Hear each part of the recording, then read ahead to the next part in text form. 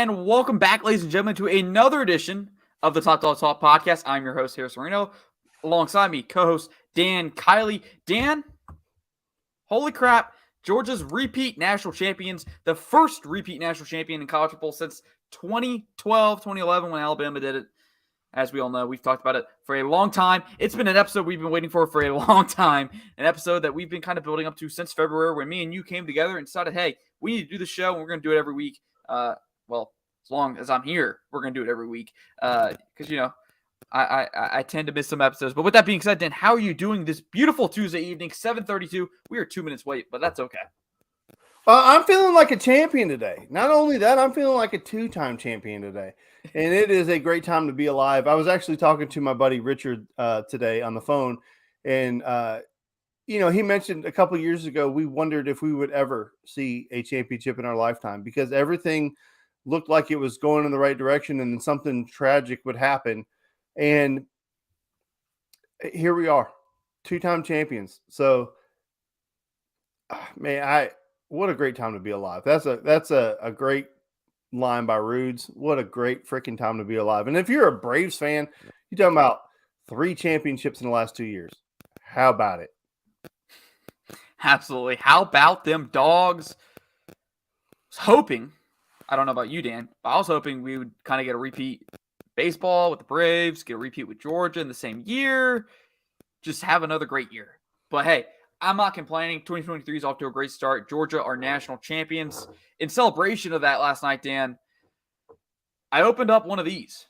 I've decided for every championship Georgia wins, we open a Coke bottle. That's going to be the new deal. And hey, going to have to get some new one of these. I thought you bought me some, and I still don't. I do have a case sitting around for you, man. I do have a case sitting around for you. So, but hey, maybe I'll bring 2 cases, Dan. Maybe I'll bring the new one and then the old one. All right. So, hey, that's a good deal. But with that being said, Dan, we have a show to get into. And first off, I do want to hit at the top of the show because it did change, and it changed kind of late on us. But hey, we adjust. We are adaptable. We are flexible. We had to call an audible today due to scheduling issues on our side of things. Aaron Murray will join the show as our guest on Thursday at 8 p.m. He's really a busy man. He's a really busy man. So, like, we'll take him when we can get him. Absolutely. And we're going to get him Thursday night, 8 p.m. I'm sorry if you joined us and didn't see the news tonight, but hey, stick around. We're going to have a great show. Interact with us. We're going to get your take. We always want to get your take. With that being said, Dan, let's talk about this national championship game. We have 3 minutes in already. It is a full recap show, guys. Thoughts, reactions. That is all we're here for tonight. Then on Thursday, be prepared to ask some questions to Aaron Murray. Yes, we will be doing live Q&A with Aaron Murray after me and Dan get through with kind of what we got planned for what we want to talk about with Aaron. So with that being said, guys, Dan, let's get your thoughts on this beautiful national championship game. It was so uncharacteristic of anything Georgia/Atlanta related because there's always drama involved with everything that we do. And more times than not, it ends very poorly for us. Now, last year was the first time that it ended really, really well. It was amazing. I loved every second of that, the way that it ended last year. But then, of course, we had to deal with this entire year of just, if this would have happened, y'all would have lost. This would have happened, blah, blah, blah, blah, just nonsense. Yesterday's game was a 3-hour infomercial / coronation for University of Georgia. I think it's the first time in my entire life that I've watched a game and I didn't bitch about anything. I had nothing to complain about. I mean, even the blown coverage by Bullard, like, I really didn't even care because I knew it was okay. And we had talked all week. We had 2 shows last week, and we talked about, for me anyway, my biggest concern was that Georgia was not going to take them seriously. And that was my only apprehension, was that Georgia wouldn't take them seriously and come out ready to play. The minute I saw Kirby's pregame with Holly Rowe, and she said, "How do you expect your guys to play tonight?" And he said, "Aggressive." She said, "Do you care to elaborate on that?" He goes, "It's time to go hunt." I was like, I was in a room full of people. I was like, holy crap, we're going to kick the shit out of him. And they were like crazy. I'm like, did you see the look in his eyes? He's ready to rip somebody's throat out right now. And and Georgia came out that way. They attacked. TCU could not catch their breath. It was amazing. I've never had that much fun watching a game. And I know the talk today was it was boring, blah, blah, blah. I don't give a crap. That was lowest rating of a national championship game.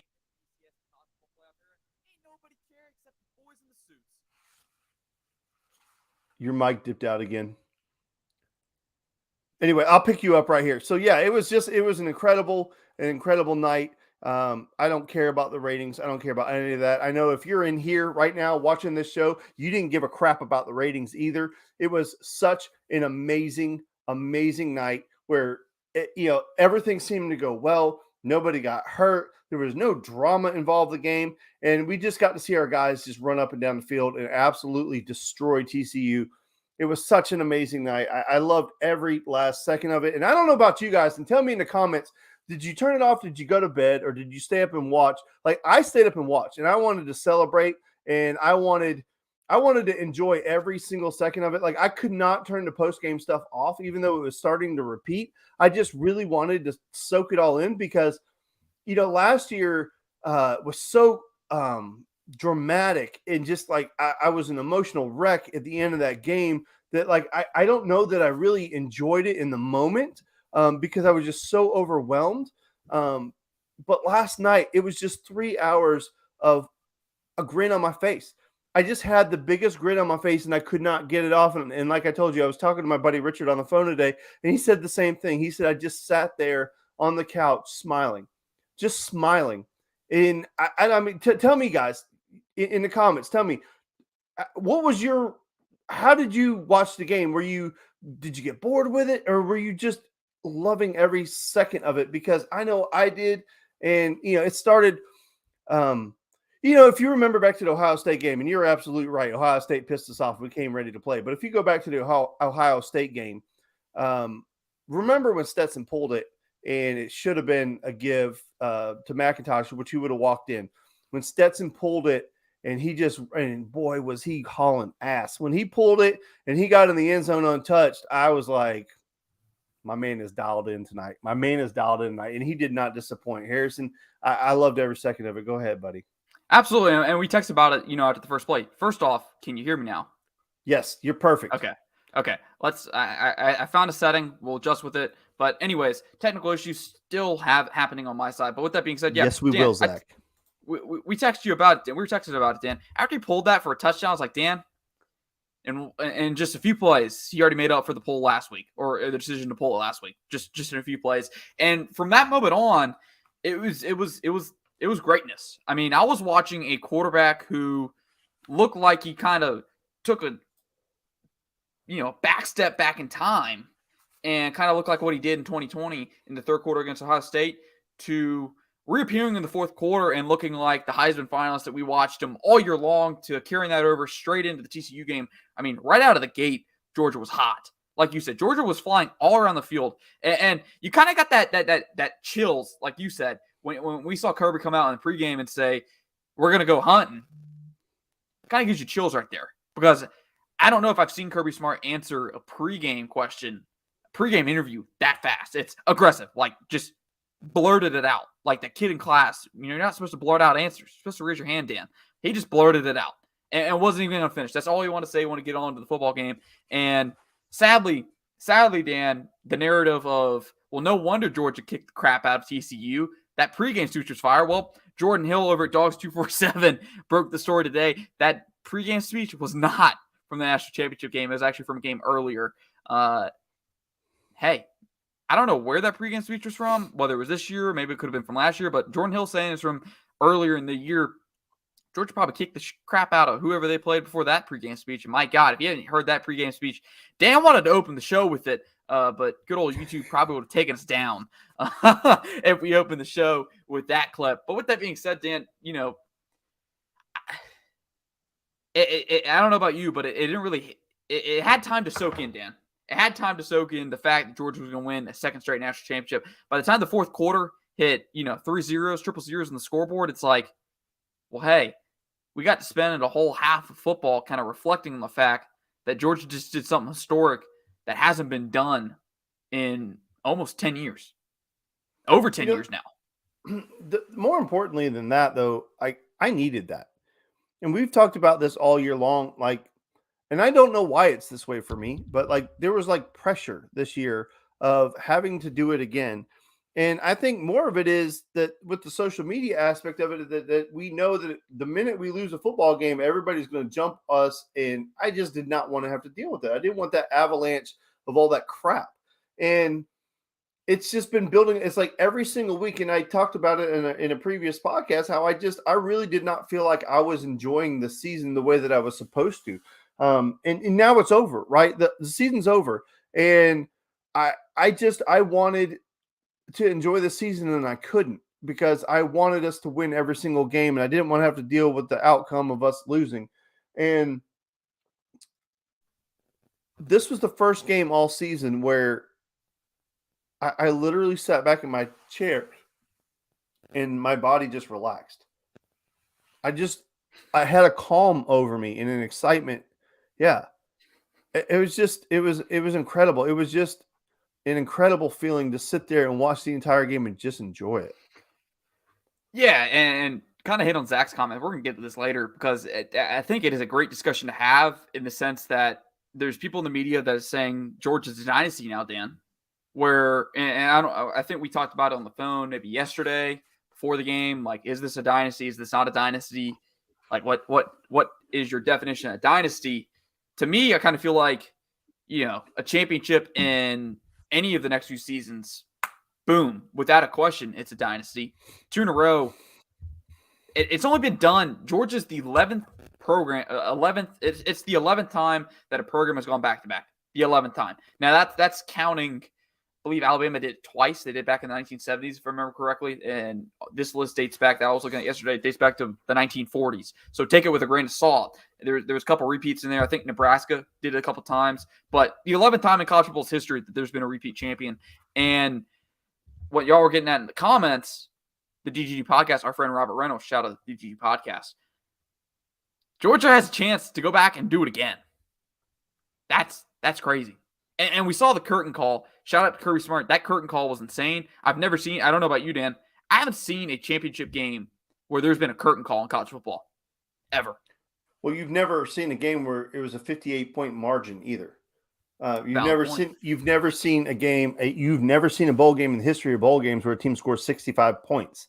You've never seen a game in the history of bowl games or championship games where the team who won outgained the team who lost by 401 yards. There's a lot of things you've never seen before that Georgia was able to accomplish last night, and it was incredible. It was just incredible. Like from the opening kickoff to the end of the game, Georgia was firing on all cylinders. I believe we punted once. Well, I know we punted once. They stopped us once. The only other time they stopped us is when we took a knee. That ended the 4-for-4 touchdown streak to end the game. To start the game, Georgia took a knee right before half, I believe it was. Yeah, it was just it was embarrassing how bad we were able to just dismantle them. And I understand, and this is something I'm going to ask Aaron Murray too, because I understand that whenever you are on a game, like I know I do radio, right? So whenever we know the game is going to be lopsided, we have to try to sell the other side of it to make you listen. Because if I tell you from the jump, if you tune in to hear a game that I'm doing and I'm doing Team A and Team B, I say, hey, Team A is going to win by 100 points tonight, you're probably going to be like, well, I guess I'm going to listen to 2 hits 1 or something like that. You're going to change the channel. You're not going to watch it. So I understand that part of it, but I don't know at what point these people actually believe the nonsense that was coming out of their mouth. Now, I know there was a lot of, stick around to catch the movie trailer at the end of the third quarter. I know I don't know how many of you watched a lot of the pregame show. I was in and out, but early in the pregame show, Nick Saban was really on the TCU side, and he was kind of like talking about how TCU could beat Georgia, and it kind of felt like he was taking shots at Georgia, which you would expect him to do, right? But I kind of tuned out, and then I came back. And when I came back to it, Nick Saban was on the set, And Desmond Howard was just flying off the handle about how TCU was going to handle Georgia. Like Georgia was not as good as everybody thought they were. And TCU was a team of destiny, da-da-da. And you could kind of see that relationship with Kirby and also the fact that he represents the SEC and that pride of we are really, really good start to take over. And Nick Saban, you could see him sitting up a little bit straighter, and you could see Saban start to get a little bit angry listening to Des talk. And then right before they went off, Saban just went on. He was like, Georgia's got a better offensive line. They got a better defensive line. They're more physical. They're going to pound this. And I was like, there it is. And I mean, Saban wanted to bash on Georgia as much as he could, but he couldn't hold it in. When everybody else started bashing on Georgia and picking TCU, the homerism of Saban came out. It was just like, okay, this is bullshit. I don't believe any of this stuff. Georgia's going to, I mean, he didn't say it this way, but he was like, Georgia's going to kick the crap out of them. And you knew it was coming at some point. It's funny because he basically participated in, I don't know how long game day was the other day. I guess an hour or 2 hours. I mean, he basically participated in a 2-hour free recruiting promo for Georgia, which kind of shocked me. When I saw Lincoln Riley in the building, you know, I'm surprised he didn't maybe did was pants because he was in a playoff venue. Maybe he did. But I'm surprised they didn't have someone like Lincoln Riley who really doesn't directly compete for Georgia.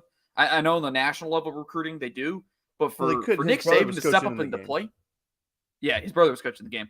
But for Nick Saban to step up in the plate and talk about Georgia, his direct rival, someone who's going to compete for the SEC with him, compete for the national championship, compete for recruits, for God's sakes, participate in this 2-hour-long promo of Georgia football, that's amazing. I mean, it wasn't exactly like the NFL Combine last year, which was just rolling advertisements for Georgia because you had all these dogs in there. And we're going to get to some of the dogs that are going to be in the Combine this year. My God, is it going to be another good year for Georgia in the draft?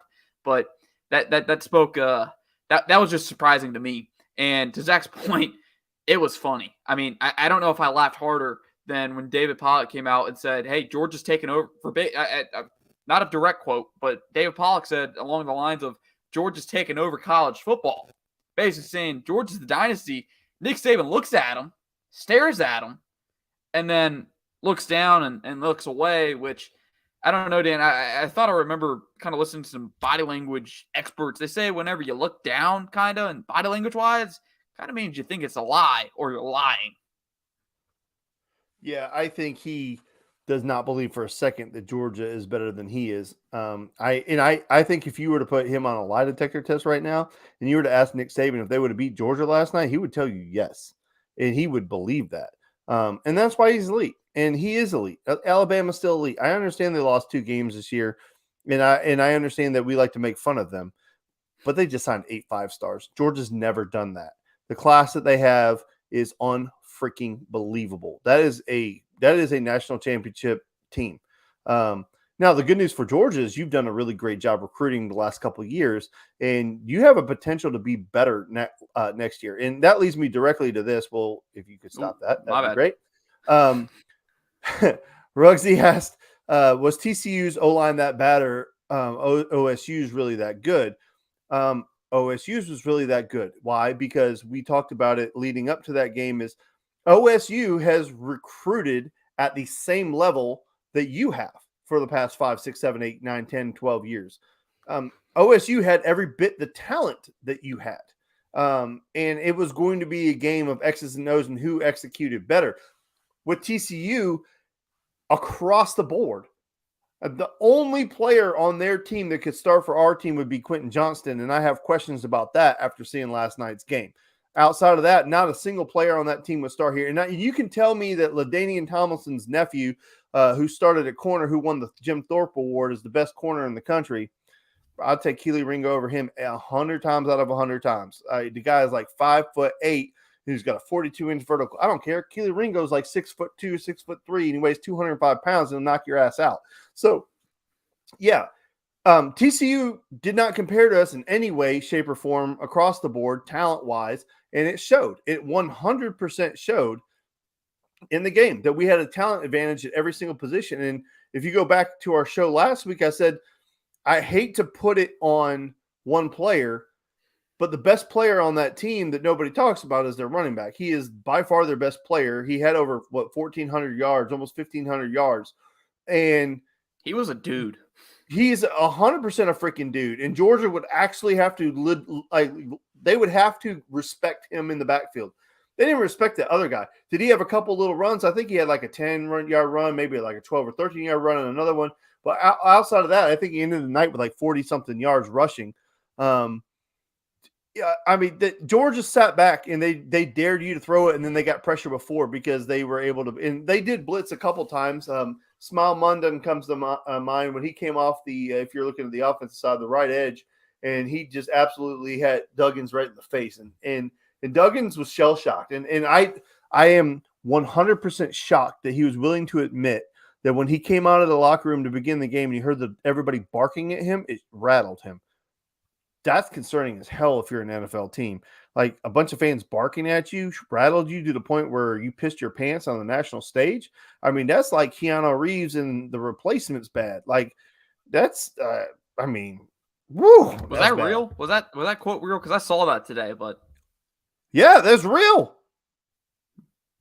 That's yeah, that's shocking. But yeah. I mean, Dan, to your credit, I do want to say, because I pulled up the stats after you said what the guys' rushing yards were. You're pretty dang close.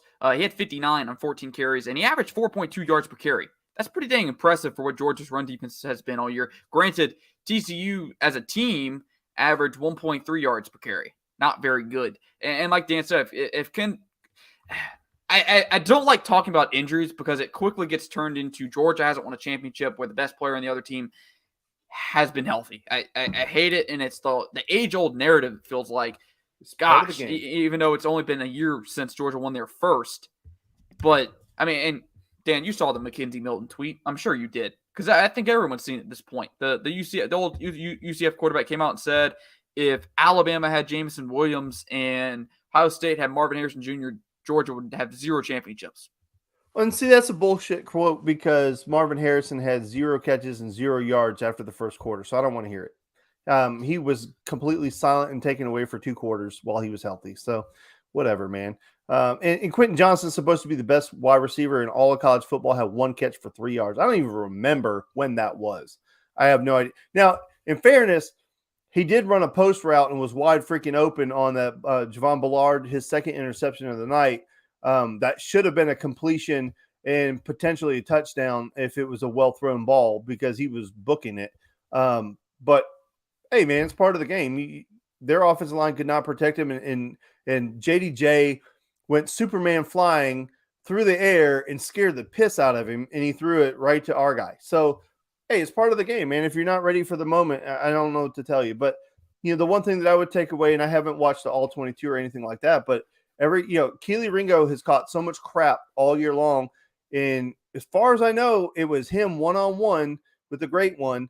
And he held the man to 1 catch and 3 yards. So I think all of you who have been talking all that crap about Keely Ringo owe that man an apology because he absolutely shut down the number 1 receiver in the country. And he looked damn good doing it.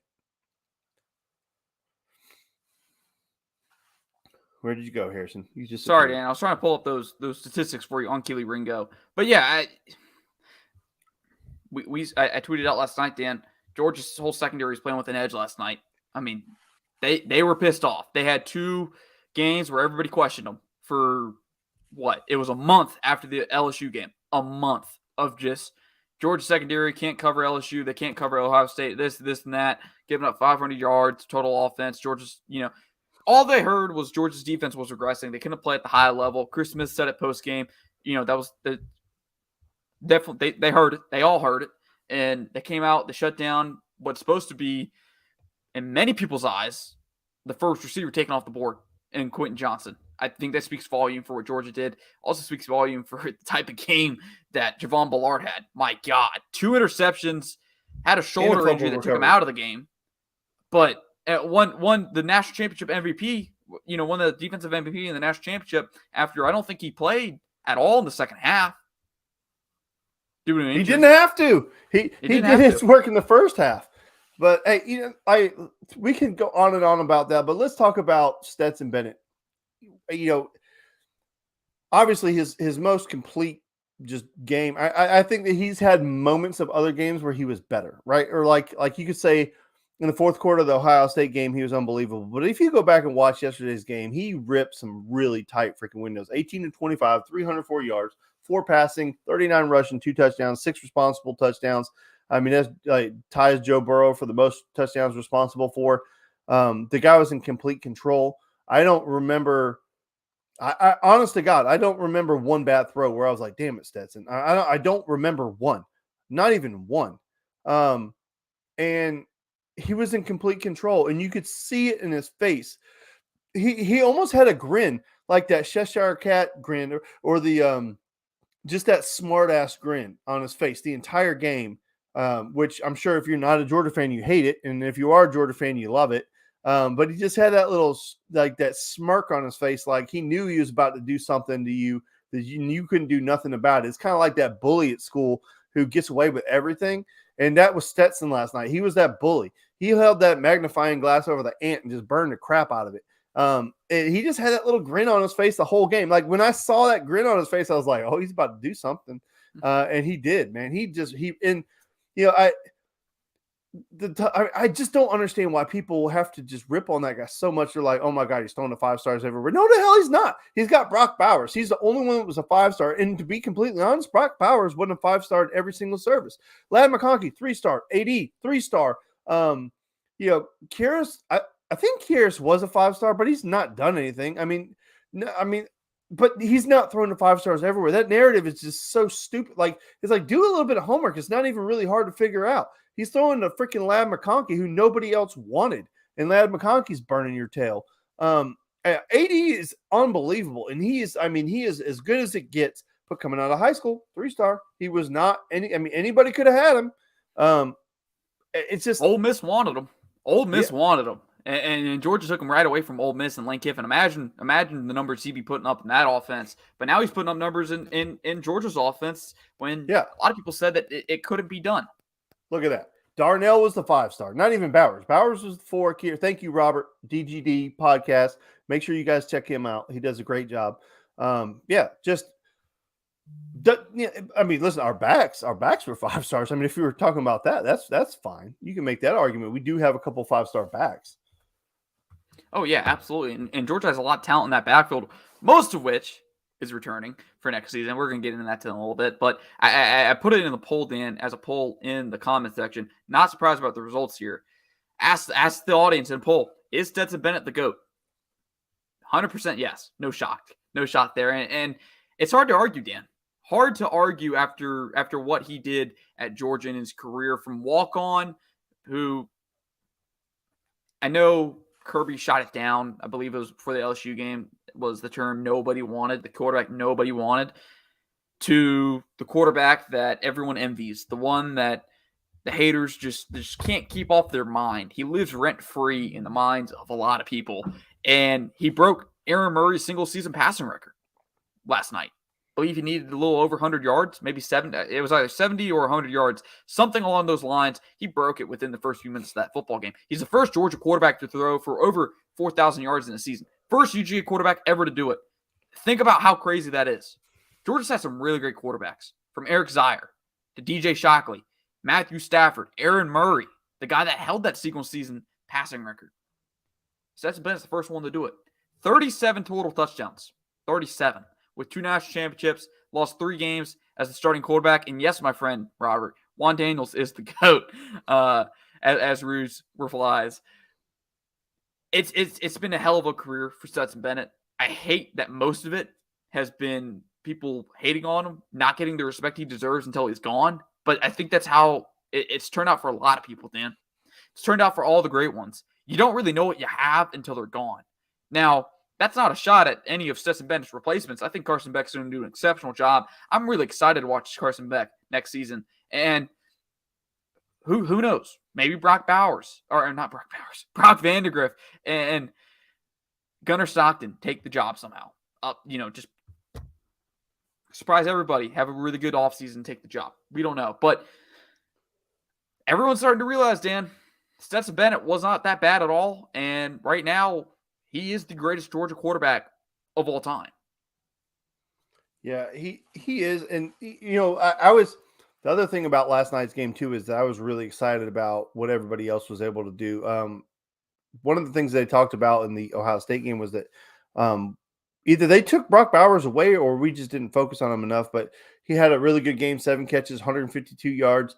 I don't know why I'm saying so much. Jonathan let us know that he was close to 1,000 yards, and he was really only a couple first downs away from really getting to that 1,000 yards. That would have been kind of cool to see. A.D. Mitchell, 1 catch, and he made it count. 22-yard touchdown. That was a great catch. I was hoping that they didn't review that and call it an interception, but then once I saw the replay of it, because live – it kind of looked like the TCU guy maybe had it for a minute, but then once you saw the replay, you saw the AD had it, and then once they went tumbling or whatever, great call by the officials on the field. They didn't even have to review it. Ladd, I don't know about you, but I was a little bit worried that Ladd wasn't going to be healthy enough to really contribute the way that he's capable of. That didn't happen. Ladd 588, 2 touchdowns, did a great job. Dejon did a great job. Branson did a great job. Branson came in and was like, listen, y'all ain't playing me in a couple weeks now, and I'm a little pissed off about it. So I am not taking a knee. I'm not stepping out of bounds. I'm not falling down. I'm going to rip off 2 touchdowns. I'm going to play like 5 minutes and get 2 touchdowns, and he did that. Kendall had a touchdown. I thought it was a great job. My guy, one of the guys that I covered for so many years, Savion Clark, got in the game and was looking like a freaking dude. I mean, Savion was looking like a freaking dude. And like I told you, I sat there calm and just had a grin on my face. I lied. When Savion got in the game, I was like, wait a minute, hold on. That's Savion. And he got in the game. He started ripping off runs. And they're like, damn, who is this guy? I'm like, let me tell you about this guy. He is so good. And I was so happy for him to get that opportunity. It was amazing, everything about it. So many guys. Bear Alexander gets in on defense, gets a sack. We just had so many players get in the game and make plays. And that was one of the things that I was most proud about, because a lot of times when these backups get in the game, you give up yards and, going to give up touchdowns or whatever like that. No, these guys, everybody on that roster, 1 through 100 or whatever it was we just out last night, every single guy was keyed up and ready to go. And every single guy that went in played well. Like, I don't remember, like Richard and I were talking on the phone today, and outside of the Javon Ballard, blown assignment, whether it's him or whatever, outside of that, and I mean, listen, there was a penalty here and there, okay, but that's going to happen. Can you recall another play where you blatantly saw Georgia make a big error? Like, I mean, maybe there's like hey, you're supposed to have your hand here, and he had it outside. I don't know, but like that, without nitpicking it, I didn't see anything that Georgia did wrong the entire freaking game. Georgia played a perfect game by damn near a lot of standards. Yeah, I mean, I know they want that touchdown back. They definitely want the touchdown back on defense, because that defense didn't want to give up any points. But when you hold they were the 5th best scoring offense to 7 points, we'll take that. We'll take that every day of the week, twice on Sunday. I mean, Georgia has Kirby Smart wasn't lying when he said this was his best staff he's assembled. Yes. He proved it. I mean, he proved it. They are loaded on this staff. They're losing Buster Faulkner, who many thought was going to be the offensive coordinator post Monken. Well, hey, maybe he still is. Maybe he is still. Maybe they'll go back to him. Maybe they'll get him off that tech staff when and if Monken leaves. But there's really not a concern. And I know Alabama fans, they're pipe dream, Dan, and we're going to hear about it, and we're going to talk about it probably for the next few weeks until coaching carousel's over. Alabama fans think they're going to make a run at Glenn Schumann. I will be shocked if Glenn Schumann takes the defensive coordinating job, a lateral move to Alabama. Why would he do that? It doesn't make sense to me. It's an Alabama fan pipe dream. They also want the defensive coordinator at San Fran. Forget his first name, Ryans, who's really good, but DeMarco Ryans. Yeah, I think he's going to get an NFL coaching job. But with that, I mean, well, Dan, I also wanted to say another thing too. That game could have been even worse because our defensive line was getting held on every single play, and it was worse than the Ohio State game. Like, those ACC refs were just like, "Yeah, we're not calling it because we're afraid that Max Duggins might die." Because they like I said, you the one where I believe it was Nazir Stackhouse maybe it was Stackhouse. Or no, it was Warren Brinson. Number 78 had Warren Brinson over his shoulder, under his arm, and he's behind him, holding him like this, and they don't call it. It was so bad, and it was on every play. I think the blatant miss was the Jalen Walker blitz. That was the blatant miss. Yes, that was brutal. You know what I'm talking about? That was brutal. But hey, this isn't the Top Dog Talk podcast if Dan doesn't have anything, if Dan doesn't have anything negative to say about the referees. I'm just joking with you, Dan. Hey, no, listen, I thought they did a great job of. I think they did a great job of staying out of the way, but they weren't a blind eye to holding. No. Yeah, and maybe it was some sympathy on TCU's part. They need some sympathy. Hey, because I mean that's a bad loss, and I hate it for Sonny Dice in the sense that it kind of ruins. It's a huge stain on the first year, but and I want to touch on this too for the folks that are talking about Alabama should have been one of the 4 best teams in there. If we're going to question TCU's place in there after they lost in the national championship game, why are we not questioning the place of Michigan? And to go on a little tangent here, Dan, I sat here today. I posted a thread about it, about the college football playoff and why we're supposedly expanding it. If we can't get the best 4 teams, heck, let's throw our hands up, say we can't win with this, expand it 12 teams, so that way nobody messes up. So there's no chance the college football playoff messes it up. And then, people like to add in, there's a chance for upsets. There's a chance for upsets, Dan. Georgia handed over their beer and went to work and just cleaned house on them. And with that being said, Dan, I have no doubt in my mind that TCU would have gave Georgia a game, or Alabama would have gave Georgia a game. I'm not going to dispute that. They've played each other multiple times. Their talent level's the same, but Alabama did not deserve to be in.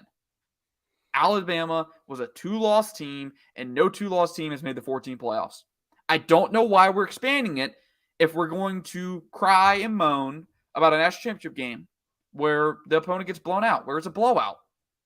It doesn't make sense why we're expanding it. If anything, Dan, we're just going to have more blowouts. We had 2 of the best semifinal games we've ever had this year, and it's the last year of the 4-team structure. And like Zach said, no one said the committee got it wrong until after the playoffs on New Year's. Yes, I agree. Hindsight's 20/20, just like everyone likes to relitigate the Jake Fromm, Justin Fields decision over and over and over again. It's just a continuous loop. We're going to talk about the playoffs all offseason. I'm sure about it, and we're going to talk about the transfer portal. We actually got a transfer portal segment scheduled for you next Tuesday. But we got some notes here, Dan, that I kind of want to touch on before we let everyone go. Guys, you're not going to have 15 players drafted this year. At least I don't think you are. I don't think Georgia has that many players eligible to go to the draft. No surprise there. You've already know that, though. But let's kind of go through the holes, Dan. Let's get an early look at what Georgia has leaving or what's expected to leave, because only one of the players three of the players on this list are confirmed. One of them has declared for the NFL draft, which is Jalen Carter. He announced it shortly after the celebrations concluded for the national championship game, announced it via Twitter. That's one D tackle. We all expect Broderick Jones, the left tackle, to be gone. Keely Ringo, Cedric Van Pran, maybe. Darnell Washington looks likely. Kenny McIntosh, we know he's going to be gone. He's out of eligibility. Warren McClendon, if I understand it correctly, he's out of eligibility. And Stetson Bennett's out of eligibility as well at 25 years old. I think most people expect Kendall Milton to go too. I heard it was after the Ohio State game, Kendall Milton said it, or before the Ohio State game, that he intended to return in an interview. Okay, well, but that's bully for us. Yeah, that's great for Georgia. So, I mean, looking at that list, Dan, I think we kind of have our eyes on where Georgia has needs, and I think Kirby Smart knows where they have needs. I think the biggest thing that I would like to see addressed this offseason is definitely getting an edge rusher, because I think Georgia's depth has been exposed off the edge with Nolan Smith's injury. Yeah, my question on the edge is I was really high on Marvin Jones Jr., and I was a little bit shocked that he didn't get more run. But you saw Michael Williams coming off the edge. Now, I understand that he's a down lineman. He's not necessarily a stand-up edge or whatever, but he got a lot of pressure off the edge. Georgia has guys, and that was kind of the conversation that we got into this offseason coming into this season, is that Georgia has guys everywhere. You just don't know who they are yet. you forgot about them because they haven't been on the field in a year or two, but they're there. And Georgia went out and got some guys in this class, and I don't. The way that Georgia has recruited, I don't fear being shorthanded anywhere. Now, the one thing that I would say, and if you talk about your list, you're talking about you're losing your left tackle, your center, and your right tackle. What about your guards? No, I guess you'll bring them back, but Mims obviously is going to step in and probably at left tackle. I don't know who steps in at right tackle, but they have guys there too. But you lost a couple linemen last year. Now you're losing 3 more this year. And you remember when Andrew Thomas's group left, we were like, man, I don't know if Georgia's ever going to be able to, because they called it the Great Wall of Georgia, right? And everybody was talking about, I don't know if they're going to be able to replace it. Well, this offensive line was every bit as good as that one. I think losing Cedric Van Pran is going to be big if he leaves, because I think he's better than I anticipated that he would be. I know Brooks, if he was here, he would be standing on the table saying, I told everybody on earth that he was going to be the best center Georgia's ever had. And he wanted Erickson moved out of that spot immediately. But Cedric Van Pran has done a great job. He has solidified the offensive line. Georgia gave up 9 sacks the entire year. Through 15 games, Stetson Bennett got sacked 9 times. And I guarantee it, if you go back and look at those 9 sacks, probably 1 or 2 of them were Stetson's fault because he held onto the ball too long. So you're talking about maybe 5 to 6 legitimate sacks the entire year. That is incredible. That is incredible. Didn't get the Jim Moore Award either, Dan. Well, that's second year in a row. So it's whatever. Second year in a row. I don't care. Like, you can take those awards and shove them, you know where, because you gave the kid from TCU the wide receiver of the year, right? And then you gave the DB of the year, and we just absolutely embarrassed the shit out of both of them. So, I mean, for what then? I mean, I don't know, man. I'm so over these awards because it's so political and just whatever. It's ride the tide. It's whatever. Who's the hot name at the moment? And I don't believe it. Is Dan rant? No, I am not rantless. I'll rant on this damn awards. I think the college freaking football awards are an absolute freaking joke. If you look at who wins these awards, is who are they playing? And I'm sick and tired of these Big 12 guys getting all these awards and these Pac-12 guys getting all these awards. They don't play anybody, dude. And we just exposed the shit out of them by playing them on national TV for everybody to see. You can't run. You can't hide. You had nowhere to go. We locked the door and we beat the hell out of you. And we embarrassed the shit out of you on every single facet of the game. There was not one facet of the game that you look good. You know what? Your Aussie punter did a good job. He punted 4 times for 37 yards. Ours punted 1 time. He punted for 40-something yards. And guess what? He had never played a freaking game in his life until he showed up at Georgia. So take that and put it in your pipe and smoke it. The college football awards are an absolute joke, and we just exposed everybody. Thank you. It was an impromptu rant. That's for you, Rudes. I hope you're still here. Oh my goodness. But hey, I think that's going to wrap it up for today's episode. I think we've hit everything. Speaking of players potentially returning, Nazir Stackhouse announced post-game he will be returning next season. And if you've been watching this Georgia team, you know how big that re-addition is going to be to this Georgia defensive line. Getting their nose tackle, Nazir Stackhouse had a big impact in the game. It was hard to fill in the shoes of Jordan Davis, and Nazir Stackhouse may not be a first-round pick, but my God, has he played his role and done his job at a high level. Going to be fun to watch him come back and really see what the defensive line looks like without a Jalen Carter. But, if you've been paying attention to the recruiting trail, there are some out there that believe a freshman, Jordan Hall, could be the next Jalen Carter. I believe he's a 4-star recruit out of Florida, I want to say, that has committed to Georgia, actually signed with Georgia, and will be making his trip to Athens, I believe, this summer. If you watch the All-American Bowl, that kid is freaking legit. And that was he was the talk on that East team all week. We know that Brooks Jeremiah and Jonathan were there covering them, and they had some things to say too. But it wasn't just our guys; it was everybody. Everybody was talking about Jordan Hall, about he's unfreaking believable, unstoppable. But Bear, you know what? Please don't gloss over Bear. I said it just a few minutes ago, Zach. Maybe you didn't hear me, but Bear reintroduced himself to the nation whenever he got his opportunities. he's a big dude, man. And I'm glad he's in this class and on the field. And Warren Brinson had a hell of a game too. There was a lot of guys that played. That defensive line had the best game that they've had all year, in my opinion. Now, granted, maybe that's because TCU's offensive line wasn't very good. I don't know. I'm not here to debate that, but I am here to tell you, I think Tennessee still reigned supreme in that game. I mean, Georgia's defensive line had 7 sacks in that game. That's pretty dang special, in my opinion. It is. Maybe it is. I don't know. Maybe I'm just a victim of the moment.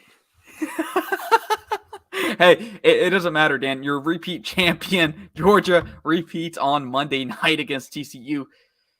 I can't wait to go back and watch the tape from that game. It's going to be entertaining. Stetson Bennett said post game, it's going to be the most fun he's had watching tape. Not the exact quote, but he's looking forward to it. And also, Dan, the funniest moment of that press conference was the Kirby Smart. I'm worried about what he's going to do post game. Needs to stay away from the pappy. Your take?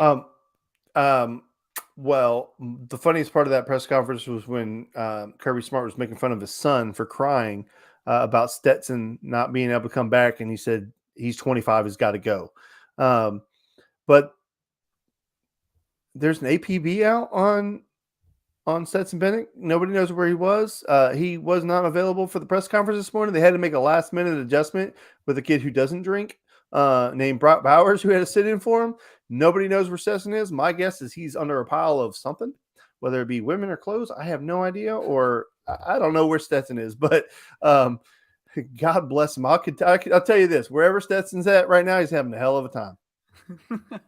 Hey, can you blame him? He's a 2-time champion with that. And with that being said, guys, next Thursday, as we said earlier in the show, or this coming Thursday, join us Thursday night, 8 p.m. Yes, 8 p.m. as we host Aaron Murray, the legendary Georgia quarterback. My opinion, well, I'll go ahead and say it. Aaron Murray's still is my favorite Georgia player of all time. He's the one I grew up watching, and I'm excited to host him on the show again. Excited to see how he, kind of breaks down the Stetson Bennett era and this whole game that Georgia just played in. And there's nobody better to talk about Stetson Bennett's legacy here at Georgia, because Aaron Murray told it to everybody before it was popular. Stetson Bennett is the greatest Georgia quarterback of all time, and it's hard to argue with him now. Dan, tell them where they can find you. You can find me on Twitter at Dan Kiley 3. You can find Harrison Reno at Harrison Reno on Twitter. And please like and follow us, and we like to be interactive, so find us there. I hate that you put me on the spot. I'm terrible at that. Dan, we're waiting on you to close it out as you usually do. National Go! Go!